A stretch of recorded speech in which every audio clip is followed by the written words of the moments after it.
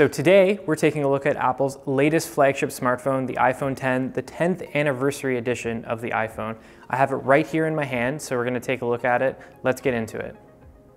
Apple's iPhone X is the best smartphone I've ever used, but given its expensive price tag, especially in Canada, it really should be. The phone surpasses its Android counterparts in a number of key ways, but before you scroll down to the comments section because I just made that statement, hear me out. First, Face ID really does work extremely well and better than any form of facial recognition I've ever used in the past, though it does take about a day of repeated logins in order to read your face under different conditions. For example, when wearing glasses or a hat, sort of things like that. In fact, I'd even argue that Face ID actually has failed less for me than Touch ID typically does. Next, the iPhone X's display quality is also superb, even surpassing Samsung's Note 8 and S8, which is amusing in a sense given Samsung's display division actually manufactures the display for Apple. And yes, the often discussed notch does look a little strange at first, though I've actually grown fond of it over the last few weeks. It gives the phone a unique look and blends into the background of the experience after just a few hours. Seriously, you really will forget it's just there if you aren't that fond of it. Also, it's worth noting that the iPhone X's display isn't exactly bezel-less despite Apple's claims. In fairness, Samsung says the same thing about its flagships. That said, I really do find it difficult to go back to an older smartphone with substantial bezels, or even the recently released Pixel 2 XL for that matter. Bezels may not matter to you right now, but once you've tried a device like the Essential Phone S8 and now the iPhone X,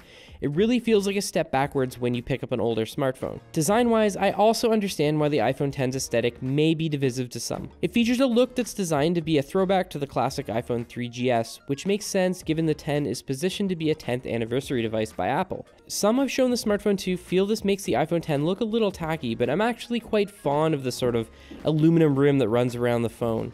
I do, however, question how durable the phone's aluminum sides really are. Remember how easy it was to scratch the iPhone 3GS's sides? In a sea full of devices that look like black slabs of plastic and metal, the iPhone X really does manage to stand out. In the camera department, the iPhone X's 7-megapixel front-facing camera module, which is essentially a tiny Kinect that shoots at 30,000 IR mapping dots that actually map your face, is capable of the same rear camera tricks as the iPhone 8 Plus, including portrait mode's clever lighting techniques. The dual rear 12-megapixel shooter is also superb, rivaling the Pixel 2 in terms of quality, which makes sense given the phone features the same shooter as the well-regarded camera present in the iPhone 8 Plus.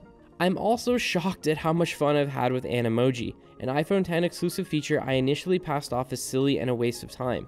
Animoji essentially turn your facial expressions and movements into easily shareable, yes, even on Android, cute little tiny animals. They're fun and a little silly, but I've sent countless Animoji to friends and family, and nearly everyone is impressed with the tech.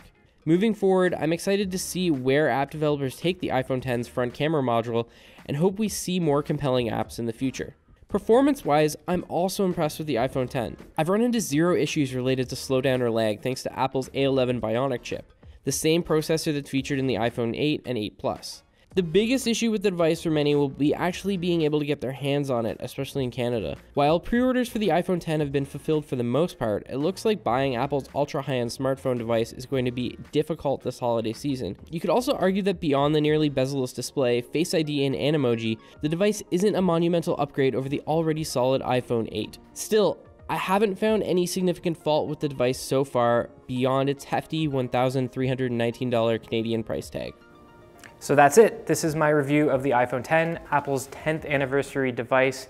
It's a really good smartphone. It's way better than any iPhone ever released before, and it also surpasses Android manufacturers in a number of departments.